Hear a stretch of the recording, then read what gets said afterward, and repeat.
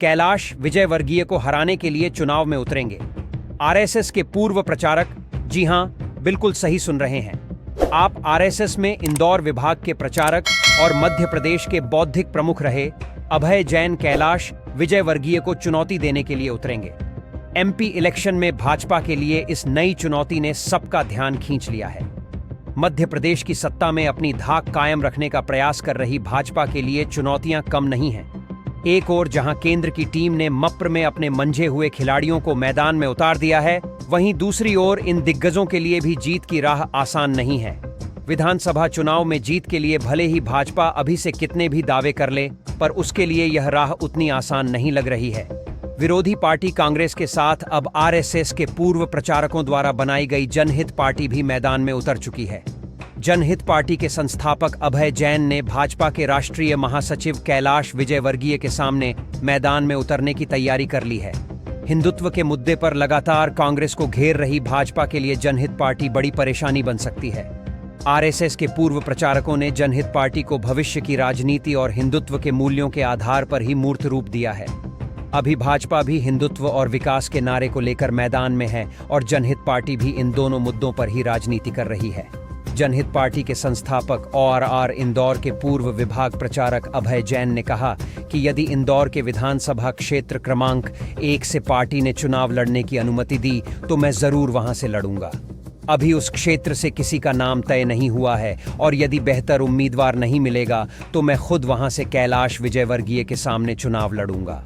अभय जैन ने बताया कि मध्य प्रदेश में 13 सीटों पर जनहित पार्टी के दावेदार तय हो चुके हैं।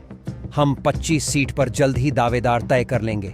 अगले सप्ताह तक अधिकांश दावेदारों के नामों की घोषणा कर दी जाएगी। अभय जैन ने कहा कि हम 230 सीट पर विधानसभा चुनाव लड़ने के लिए तैयार हैं। यदि में सही दावेदार मिलेंगे तो हम हर सीट पर उन्हें चुनाव लड़ाएंगे। दरअसल जनहित पार्टी के संस्थापक अभय जैन की कैलाश विजयवर्गीय के सामने चुनाव लड़ने की राजनीतिक जानकार एक अन्य वजह भी बताते हैं। 2008 में विजयवर्गीय के घर के बाहर जैन सहित अन्य नेता प्रदर्शन करने जा रहे थे।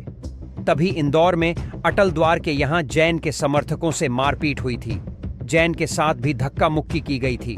अभय जैन ने इस बारे में कहा, 2008 में अमरनाथ यात्रा पर आतंकी हमला हुआ था। उसके विरोध में विश्व हिंदू परिषद ने भारत बंद का आह्वान किया था। उस बंद में खजराना क्षेत्र में दंगा हो गया था, थाना जला दिया गया था, गोली चली थी और कुछ लोग मारे गए थे। पुलिस ने केस दर्ज किया। दूसरे दिन मुस्लिम वर्ग ने इंदौर बंद का आह्वान किया था। धारा 302 लगाने की मांग की, जो कि मामला नहीं था, लेकिन सरकार दबाव में आई और एफआईआर बदली गई। अन्य राजनीतिक दल सहित संघ के लोगों को भी आरोपी बनाया। इसके विरोध में जिले के प्रभारी के घर 2 घंटे का मौन धरना तय हुआ। धरने वाले दिन अटल द्वार के यहाँ कुछ लोगों ने मारपीट की।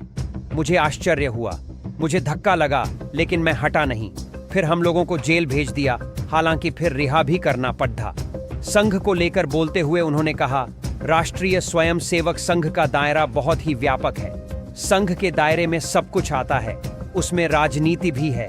स्वाभाविक है कि संघ के काम का असर राजनीति पर पड़ेगा ही, और पड़ना भी चाहिए। संघ एक बेस बना रहा है, उस पर बीजेपी, जनहित पार्टी या शिवसेना राजनीति करे। सभी के लिए खुला मैदान है। जनहित पार्टी बनाने वाले संघ से ही निकले हैं। चुनाव लड़ने की हमने जो शैली अपनाई है, वो शैली भी वहीं की है। ऐसी और खबरों को जानने के लिए हमारे चैनल को सब्सक्राइब करें। धन्यवाद।